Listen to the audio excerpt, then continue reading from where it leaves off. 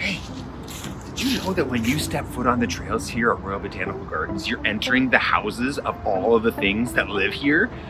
Here are some tips and tricks for you to remember when you enter a nature sanctuary. I mean, a nature sanctuary. Entering the trails means you could encounter wildlife at any turn. Whether it's one of the dozens of mammal species, the thousands of migratory or hundreds of breeding bird species, reptiles, amphibians, insects, invertebrate, fish, moss, lichen, wildflower, shrub, or tree species, they're out here.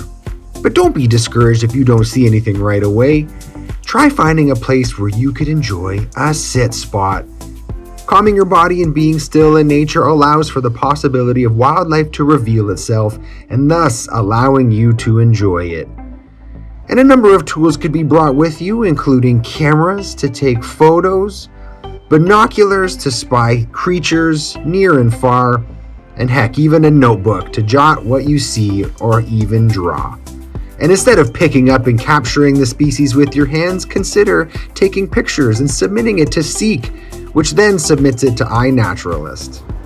The area surrounding the Coots Paradise Marsh is the most biodiverse in this whole country.